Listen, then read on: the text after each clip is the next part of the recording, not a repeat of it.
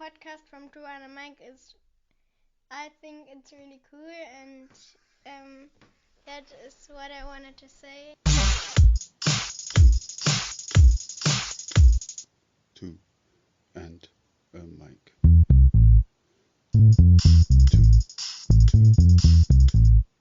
Two and a mic.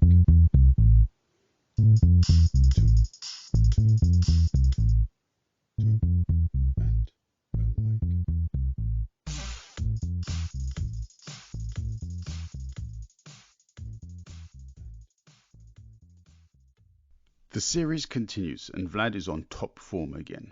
He's like a champion boxer, all flowing and fluid, ducking beneath jabs, rising up to land a strong left and then a right, combinations, attack, break off, breathe and come back in.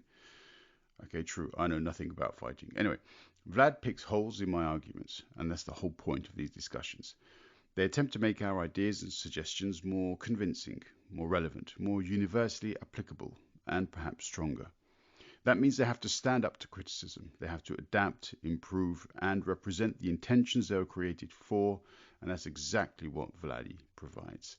I'm really enjoying this challenge, and anytime I can walk away from a confrontation without a bloody nose is a victory for me. I enjoy these exchanges with Vlad, and I hope you do too. Vladimir, it's good to have you back. It's not been too long since our previous chat, and to be honest, I'm kind of enjoying having your voice, should we say, echoing in my mind on such a frequent basis. Hi, it's also a pleasure to be here again. I'm also enjoying quite a lot having these frequent chats with you. Yeah, it's good to jump into these this sort of political side of things as well. But it's almost like applied politics, if you know what I mean. But anyway, yeah, we can analyze that later.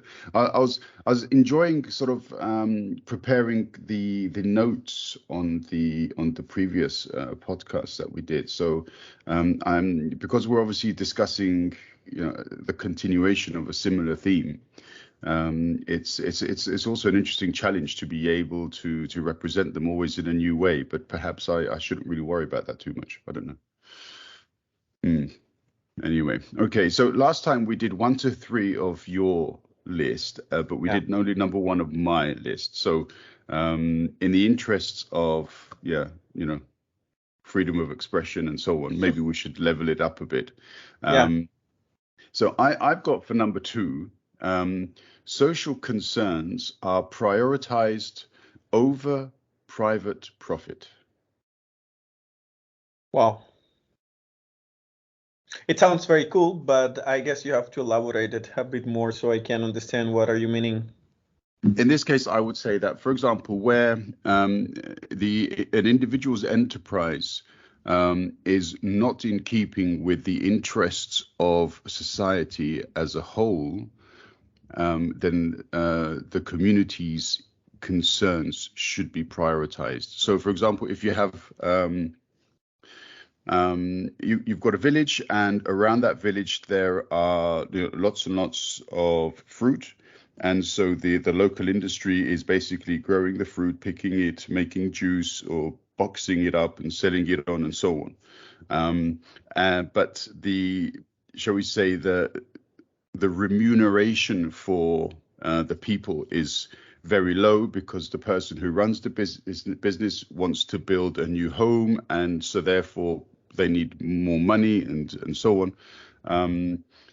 It's actually the interests of the community that come first. So therefore, if the people are doing the work, they should get a fair wage. And if somebody wants to build a big home or whatever, then they're going to have to wait until they've got enough money, and that they shouldn't try to push their need for profit onto the village, if you know what I mean.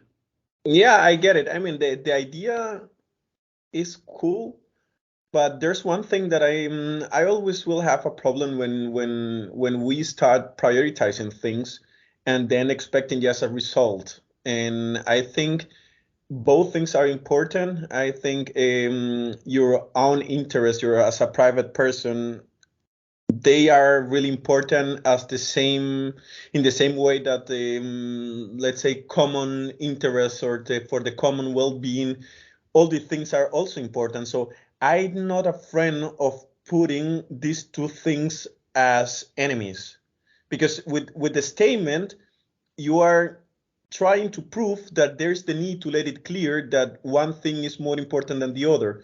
And for me, or in my case, both things would be important with the same range of importance, let's say.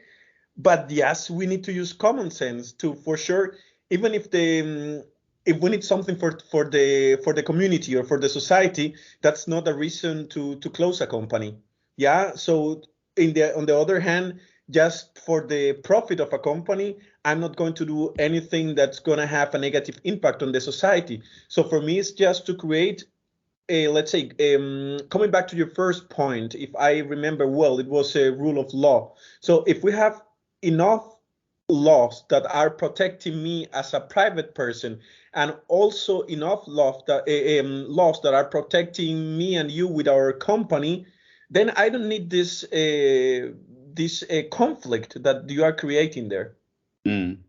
But we all know that the way the society is set up, essentially, it doesn't always follow the legal system that is put in place to safeguard society. So, for example, I recently read a document where the individual who became extremely rich, he said that the way to do business is that you pay some officials here, you pay some officials there, and then you pay a banker to transfer your money, and that's how you make it. And I feel that the way that business exists is such that certain individuals have a specific understanding of how to manipulate and circumnavigate, shall we say, or circumvent some of the laws that exist to prevent them from profiteering too much. And it's society in general or at large which suffers because they don't think along those lines. They think along more personalized lines. My family, my home, feeding my kids or dependents, educating people, and that's all I care about. If you see what I I mean. get your point, but the things, if you were mentioning that this guy or this woman would pay some official here, some official there, but then you have a problem with your condition number one with the role of law and the way, let's say, some wealthy people can have a different treatment in regard to the whole law and so on. So I see the point, but I think the problem is something different, because on the same time you can have a lot of people running businesses with a very nice social engagement, or let's say respecting all the existing law. And why should I say, okay, but let me be clear, you are not as important as the social interest that we may have. So I'm not a friend of creating law based on 2, 3 criminals that we may have on the streets, because then I'm forgetting my society. But then I'm not saying that society is more important than the private individual. I'm saying that the interests of society are more important than that private individual's immediate wish to have a bigger home. So that person can wait an extra year and then build the home and not have it straight away on a whim. Yeah, true. But how do you want to control that? I mean, if I don't, to be honest, if we have here a very clear law and everybody is respecting it, then I don't care if you are building your villa today or in 1 year or in 5 years. Yeah, that would be the same. But I need to make, in my opinion, for my island, I want to make sure that every structure that is created to manage society is aware that there is a prioritization over social concerns, not only social interests, but social concerns. And that this is adequately wide enough a principle that people should think about these concerns before they authorize certain kinds of applications. And this is what I'm trying to say. Sometimes these legal, the opaque language within laws is used against the intention of the law itself. Whereas I want to introduce a kind of social maxim which states, first of all, of course, there is the rule of law, but secondly, social concerns should prioritize these interests of the people, even if there is a supposed conflict with what may be written in the law. Yeah, I get your point. Political scientists, they differentiate between between three things: policy, politics, and polity. So policy is related to the content, politics to the processes, and polity is about the structures. And if we talk about polity, so about the structures, then I'm totally fine. We have to create a structure where we could be sure that nobody is starting has the possibility to start a business while the community is suffering because of it. Like people are receiving wage that are not according to the law, just so that the Lord, so to speak, can afford a bigger car. But I'm afraid that what you are proposing here is more related to policy, so to the content of it, or to politics, to the process. So I would say I'm with you. So I share the concern, but I'm not a friend of prioritizing things. I think we need to take care about everything within the society and try to create a certain harmony, but without prioritizing things, because I guess we start going into a conflict that it doesn't even exist. Because, okay, we're now in the island, but you are talking about the bad examples that we have now in our countries, maybe.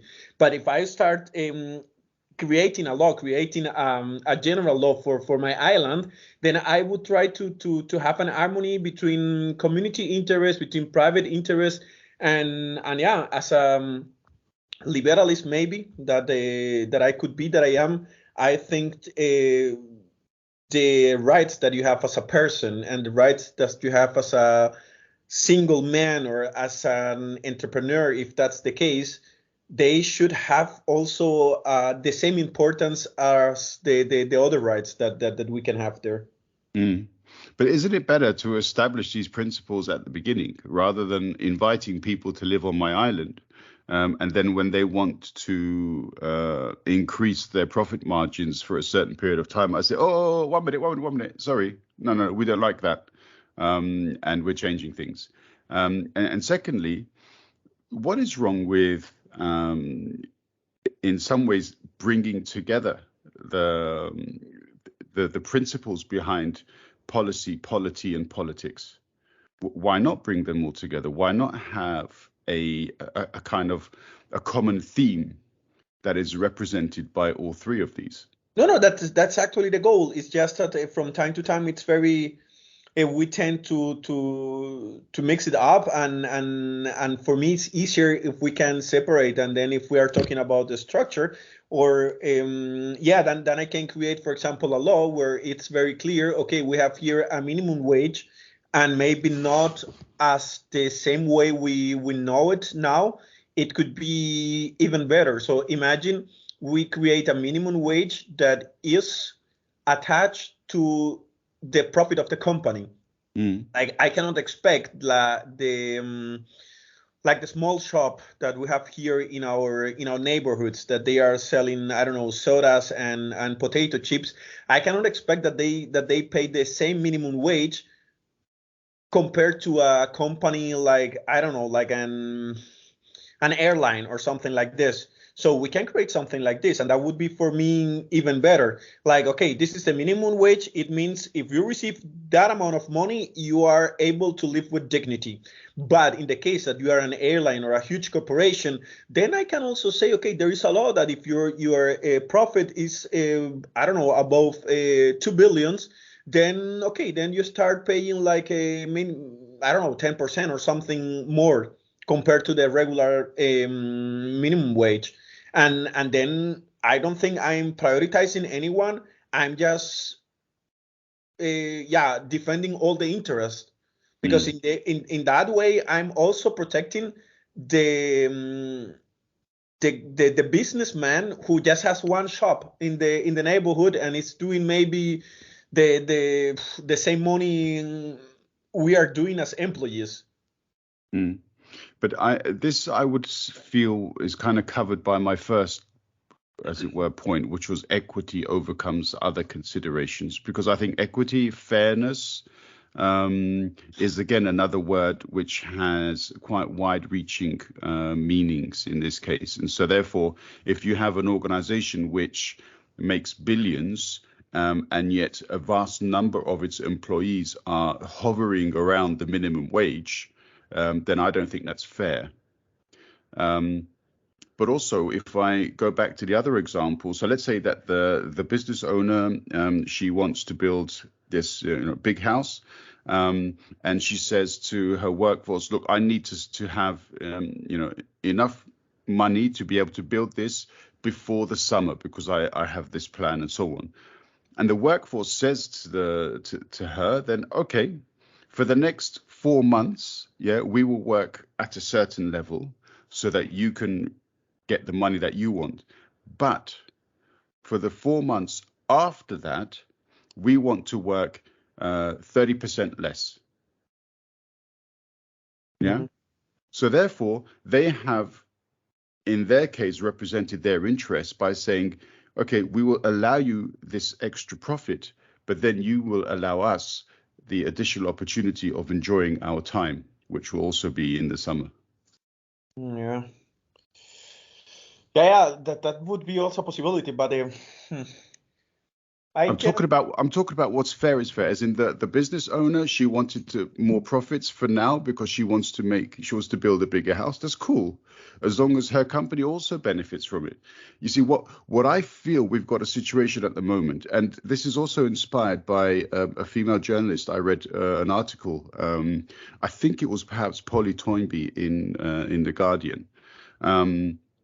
I could be wrong, but maybe she's made reference to it at some point.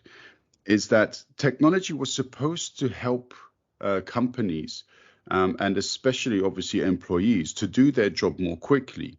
And so therefore, for there to be introduced a little bit less stress, shall we say, on the speed at which they worked. What we found, however, is that we actually have to work even more quickly and do even more tasks because technology allows us to do so, but also to do so for a longer period of time. So therefore, you've got a situation, especially during the pandemic, people go home, or they are at home, and they see that they're checking their emails, and the boss has written to them at 10 o'clock at night, and they expect a response before 8 o'clock in the morning. I mean, that's just ridiculous. Yeah. And so therefore, what the article said was that if companies can no longer pay us the money that we need to live a good life, then they should at least give us time. And so therefore introduce the 4-day week principle. Yeah, absolutely. See what I mean? Yeah. Yeah, I'm totally with you. The thing is that when we get the power to create a constitution, to create our own rules and so on, then we have to think, or try at least to think about everyone. And I have the feeling, but correct me if I'm wrong, that we are doing here something just based on big corporations that are maybe not that cool to the employees, and we are forgetting the small business people in the world. And that's where let's say that when it starts being a problem for me, this kind of prioritizing, because in my case, I'm for the harmony of both things. I need people that can have enough motivation to start a business, because we need that. We need vacancies. We need to employ people, and that's only possible if some crazy guys start with a crazy idea and start creating some new positions and put it into the economy. And if I start like a very clear, okay, but that's cool, but not as important as other stuff, then I don't like the idea. So to be clear, we have the same opinion and we have the same goal, but we are having some differences with the methodology or with the path we would like to take in order to achieve that goal. But we knew this at the beginning. We knew that we would disagree with the methodology. What is interesting though is to have the differences sort of played out in our debate. Yeah. I find it interesting also that you kind of take the meaning of what I'm saying as being against the little guy. I mean, I'm the little guy, for my real life, is in the work that I do. I'm I'm self-employed. I'm a sole trader. But my dad, all of his life, was also a little guy, as it were. So I'm not forgetting how perhaps laws can impact upon smaller businesses. But what I do believe quite strongly is that smaller businesses have a greater opportunity of communicating with their employees, far greater than these huge international behemoths where you have like the CEO, and they haven't got a clue who 80-90% of their workforce are, because there's just thousands of them, which is fair enough. Whereas if you work for a small company, if you've got a problem, you go to the boss and you say, yeah, sorry, boss, can I have like Wednesday off? I've already taken off all of my holiday allowance, but I need the day off. And the boss will say, yeah, of course, just go for it. Yeah. But you can't do that if you work for a multinational. Oh, that could be the other way around, because if for a multinational company, I don't know, if I'm sick or if I go for holidays for 2 weeks, 3 weeks, nobody's gonna notice it. It But depends on your boss. yeah, it depends on my boss, but not on the company. But imagine I'm working for you and I'm your employee number one, and then I'm coming to you and say, hey, I'm off the next 2 weeks, so 50% of your workforce is gone. So I would be a bit more careful with this assumption that that in small businesses are better or easier or whatever per se. I guess it's always depends on who is your manager and or your boss, and it's not about if you are working for a huge corporation or for the small shop on the corner. So it's I would try not to generalize, because a small business could be also a nightmare, and I'm very sure there's a lot of small businesses where we can say we are happy that we are not working there. Absolutely. In the same way that there are many large companies where I'm happy I don't work. Yeah, exactly. Yeah. Exactly. But So, yeah. I was just going to say, my initial sentence was to communicate with the boss. It's not always the case that the employee will get what they want, but at least they will have the opportunity of communicating with the boss. And then if the boss says yes, then cool. If the boss says, sorry, I can't do it for the next 2 weeks, take the 2 weeks after that. Then again, at least you have had the opportunity of putting your case to the person who owns the business. There is a difference. But I'm not against multinationals. I don't think it's correct to be against, per se, any individual entity. My only main point here is that society and the society where the work takes place. Yeah. So if you have a company which is based in Berlin, but their work is taking place offshore somewhere in Southeast Asia, then you have to take into consideration the needs of the local communities in Southeast Asia, because that's where the work is taking place. Yeah. Because I think far too often we greenwash or we hide behind what we're doing in one community. So, for example, I'm funding a sort of charitable project in Berlin. And so, of course, I'm a nice guy. But at the same time, I'm screwing this community in Southeast Asia. That doesn't work either. So this is what I mean, as in social concerns have to be prioritized over private profit for that particular interest to be applicable. Yeah, as I said, I got the point, but I wouldn't make any big differentiation. And I don't know if you noticed it, but always when you talk about big corporations, you use it to give me a bad example. And okay, at the end you say that no, that's not what you're meaning, but that's very, I don't know, there's a kind of seed planted somewhere in your thoughts, in your brain, like Absolutely. yeah, and that's why, okay, if we're starting an island, I don't want to start with some prejudgments about big corporations are bad, or and but in the same way I wouldn't say they are good.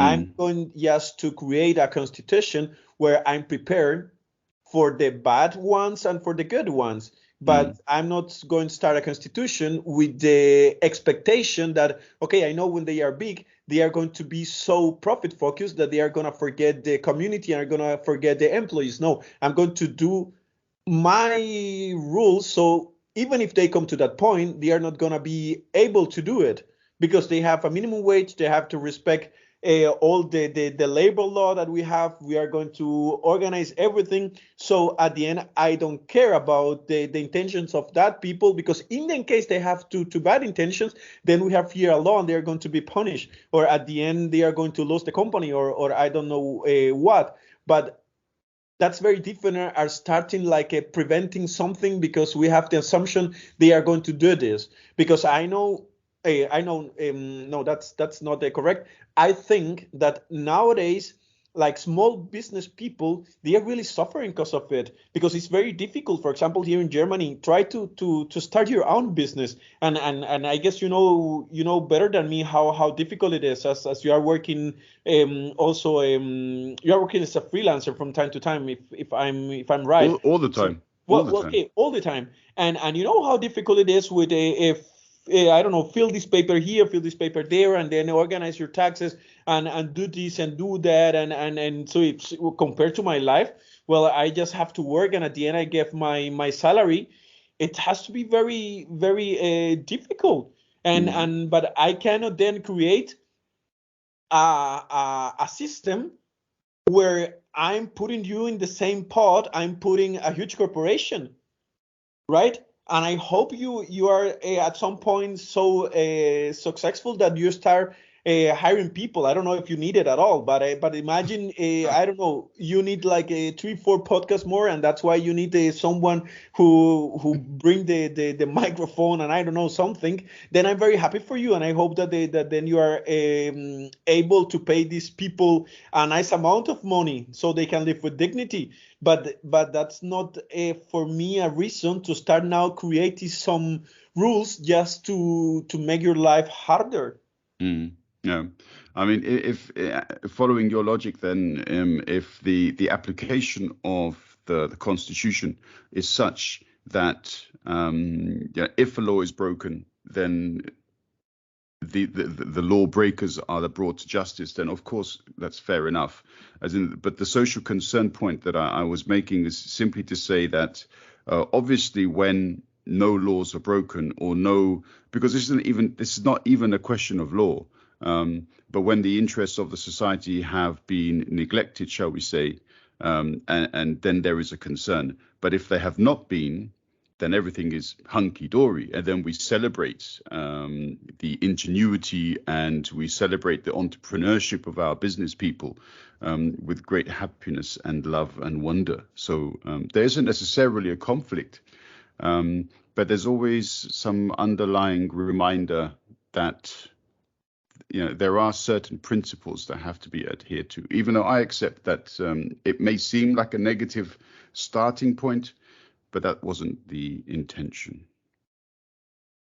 Yeah. So, yeah, okay, all right. But it seems to me that my point number 2 has a question mark next to it, whereas I quite happily accepted all of your first 3, so your history and your participation and your qualifying to vote principles. But you've said yes to my rule of law, but you've said no to my social concerns. So we'll have to say my one is a tick and my second one is a question mark, to be discussed further. Yeah. Okay. All right. So my third one then, to bring us up to parity, because parity I think is important sometimes, at least. Sure. Yeah. I wonder what you have to say about these. So this is a bit of a list. Right to free expression, protest and congregation, as well as worship, guaranteed by public charter. So is that all clear, or should you want me to elaborate more?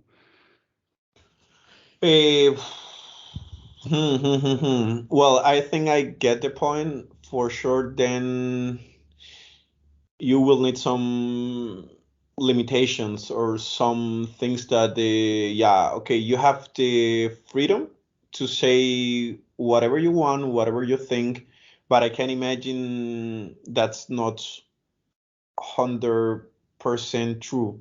I mean, there you need some limits. And then I would like to know, okay, what is your plan? Where are you going to draw the line where you say, okay, you are allowed to say this, but from this point, then that's not the case anymore.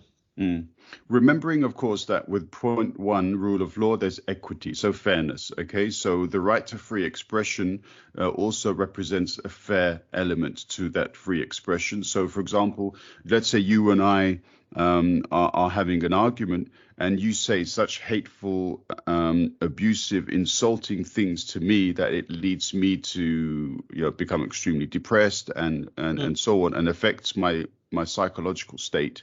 Then obviously that is not the kind of expression that I think is in any way acceptable. And in fact, there are many examples of this right now. And I believe there was also a case in German courts where they said the right to freedom of expression was used to sort of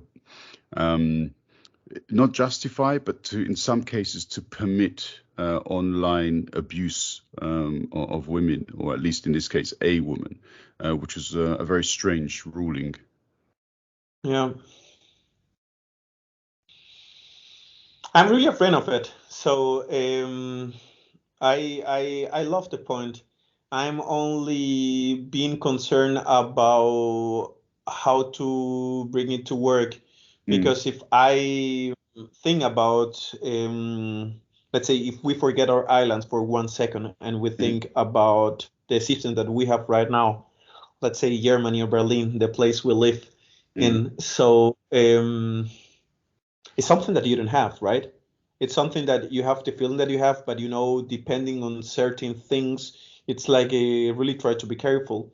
Or now all the debate that we are having about, I don't know, from feminism to let's say the current situation with the war now in the Ukraine. That's not really the case that you are allowed to say everything. I can. It's maybe a really hot potato, but okay. Imagine you don't like what Putin is doing, right? And that's why you go to the Brandenburger Tor, to Brandenburg Gate, and with something like stop the Russians, and we don't need Putin, and so on. That would be okay, right? That was the case. I don't know. I guess almost every day we are seeing that in Berlin, and now imagine. I'm not sure that's okay, but please make your point, and then if you don't cover why I don't think it's okay, then I'll mention it. But I have a feeling you might cover it anyway. Sorry to interrupt you. No, it's fine. But I mean, I have seen the pictures in the news, and everything is accepted. That people are saying, hey, okay, stop this war and with Russia and so on. And then imagine what would happen if you have the same opinion about Israel and the things that maybe they are doing with Palestine. And I don't know if that's right, if that's wrong. That's not my topic, but that wouldn't be a very different story. And I can imagine that would be something completely different. And I think there's no need to elaborate in there. But that would be impossible, but really not possible to put the same way you are seeing like these Russian flags with the face of Putin, like stop that, and this Russian war and so on. Imagine doing the same with Israel. That would be a totally different story. So actually they are doing both the same thing, but okay, for one it's okay, for the other one no. So I'm not telling you this is your problem. I'm telling you this is a problem that we have now. So what would be your suggestions there? Actually, to be honest, I think the solution is quite similar. I've read the Amnesty report that came out earlier this year on Israel, where they said that the system of governance in Israel was tantamount to the crime of apartheid, and this was an extremely controversial term to actually put onto the report. Even though if you read the report and don't consider the term apartheid, then it is quite a horrific list of crimes that have been committed over the last 40 or 50 years. But my approach to this would be the same. And in fact, actually, in some ways, it would be inspired by what Penn Germany has written about the war in Ukraine only. The enemy is Putin, not Pushkin. So when people go to demonstrations with signs saying, stop the Russians, then I have a problem with that, because the Russians are an ethnic group and they are not the problem. The problem is the political will of the government. And in the same case with regards to Israel, I would say the problem there is the political determination of the government and not the people of Israel. And so therefore, I think it'll be quite consistent to be able to represent a political distinction between the two things. So and to be honest, with regards to what people that the signs that they are taking or the banners that they're taking to these demonstrations, if they are listing the problem as being Russian, then I think without being apologetic towards it, I think they've been misled a little bit by Western politicians who highlight the term Russian and don't say Russian government or Putin, because those are the decision makers. And as we've seen, there are lots of Russians who are against the war, both in Russia and abroad. Yeah. So this would be my way of approaching that problem. Yeah. Those problems. It's totally accepted.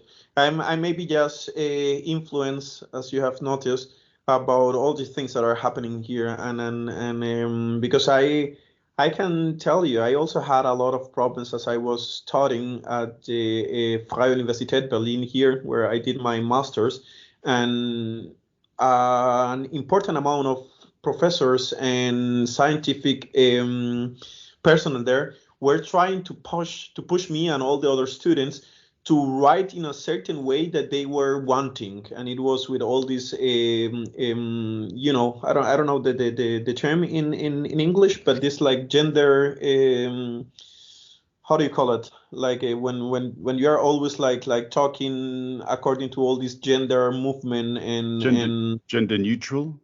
Yeah, gender neutral. I don't know if it's neutral, but yeah, if that's the term, then it's the term. And it was like, okay, that's something like that's everything but not freedom of speech, not freedom of expression. So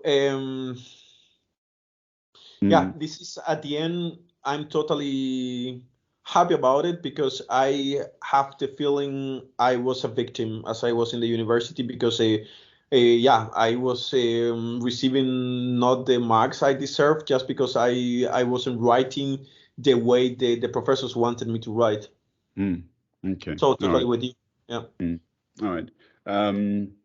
But this is a completely different topic, and also a very controversial topic with regards to I don't know. Again, I'm not sure if gender neutrality is the right word either, because in English it's less of a problem, okay? Because when you write a letter, you can say dear colleagues, and there is no gender attached to that. That can be male, female, or diverse, non-binary. Yeah. In German, you have a different issue. Yeah. So Kollegen, Kolleginnen, okay? And I believe the issue is that far too often women are not represented, or at least don't feel represented when the plural term is masculine. So Kollegen, yeah.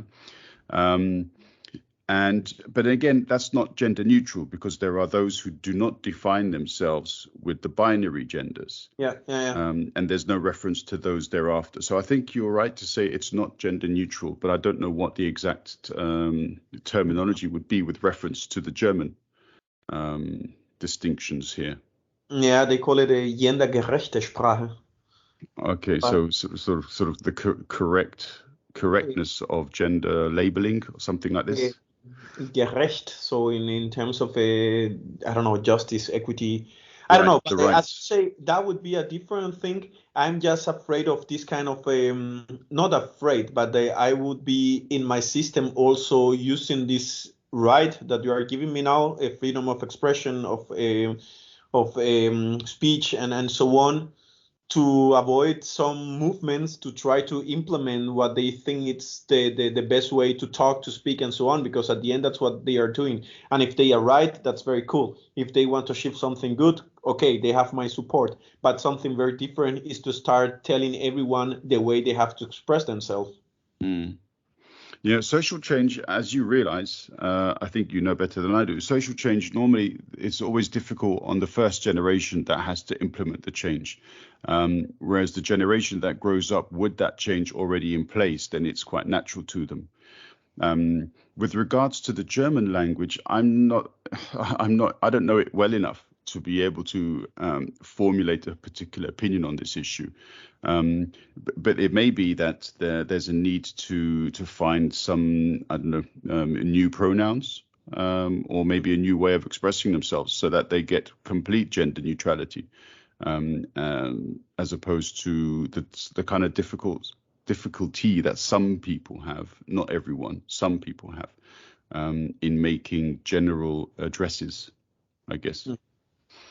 But yeah, that's a different conversation. And to be honest, I'd love to have that conversation with some other genders present, so that their side of the argument would be better represented. Because I'm not well enough to represent that argument at all. But also, just to come back then to my third point, so the right to free expression, protest, and also, I'm happy, thank you. Let me just put a tick next to my number 3. But this also goes both ways. So I'll give you an example. The right to protest, I think, is an important right that employees or even simply members of the community have the opportunity to express their dissatisfaction with either the actions, the words, or behavior of an other, so somebody. However, society still has to function. Society still has to be able to go about its business. And so therefore,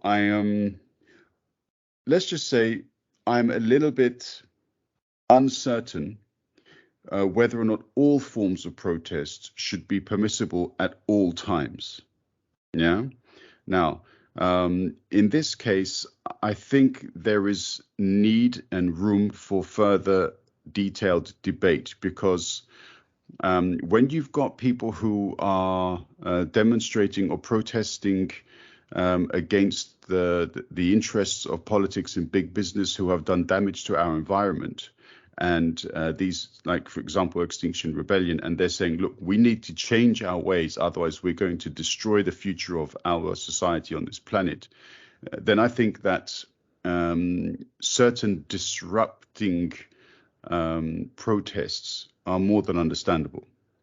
But if I'm, for example, simply protesting because I want to have 5% more money at the end of the year, and to achieve this, I decide to stop the whole of the community from being able to work, then I think that's perhaps an unfair procedure that I have undertaken, and perhaps also a little bit selfish. What do you think about that? Have I lost your support? No. The thing is that if I'm still with you. It's only that I guess giving the people the right to protest and to express themselves the way they want is something very important, and it's a thing that the way at least I see it and I understand history, it's like the power of protest is just overestimate. And I don't really see. That's why I wouldn't have a problem in limiting it. I know there are some countries where it's really difficult to have this right, yeah. But in countries where you're allowed to protest and so on, it's I don't know, if you take a look to the past, I don't know, 50, 60 years, there's nothing that was really created because of a protest. It was like part of the thing, part of the change, but not really a game changer. So for me, the first thing that I always tell that to my friends when they tell me, hey, let's go to a demo, to a protest, it's like, hey, the only thing you are going to generate is a traffic jam. And and yeah, I know we have been taught in school about the, I don't know, maybe the protests here in the German Democratic Republic, that they were very peaceful, and that, that wasn't the case. It was more about what was happening in the Soviet Union and the perestroika and so on, and that's why we don't have the DDR anymore. It wasn't because of the protest. It was a nice thing, and I'm yeah, it's something nice to show, but yeah, unfortunately, if we are talking just about facts and history, the only way that protest can achieve something, then it has to be violent. And that's a thing that I don't like. But What about the suffragettes? I mean, they weren't necessarily okay. I think there was perhaps a violent or aggressive side to even the suffragette movement. which But the suffragettes, when the women got the vote, and they protested after the First World War to have the right to vote. The Emmeline Pankhurst and the group that called themselves the suffragettes.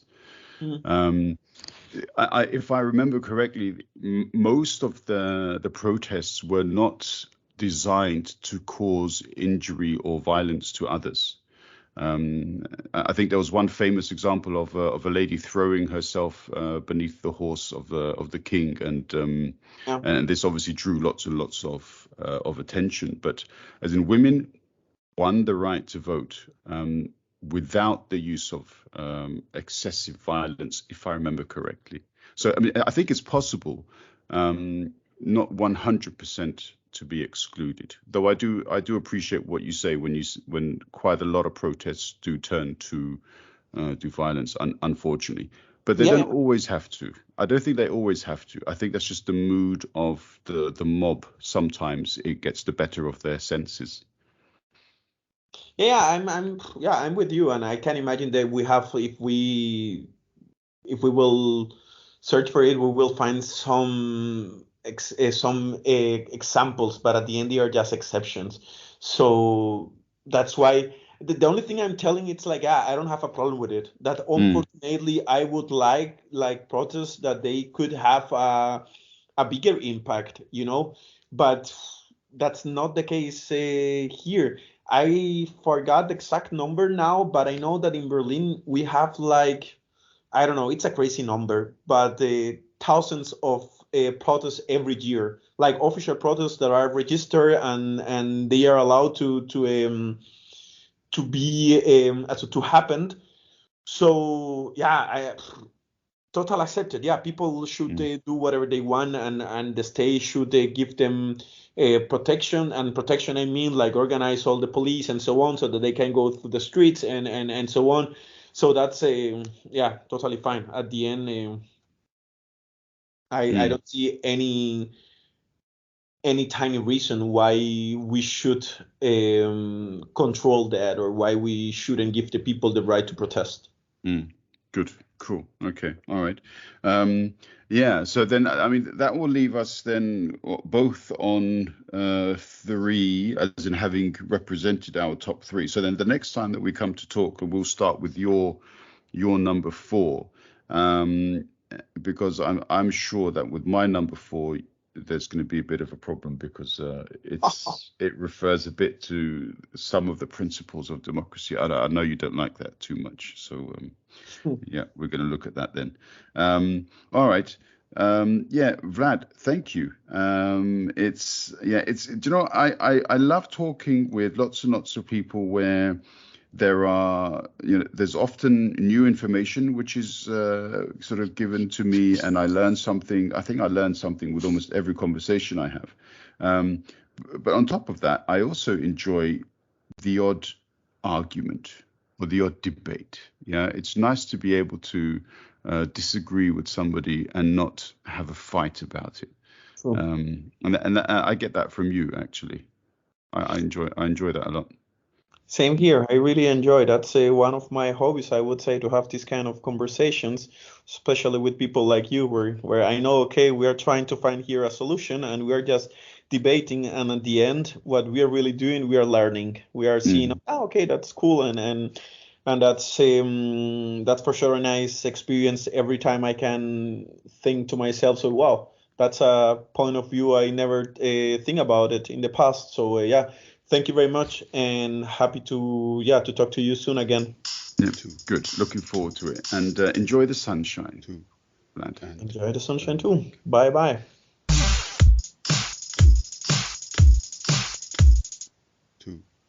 And mic.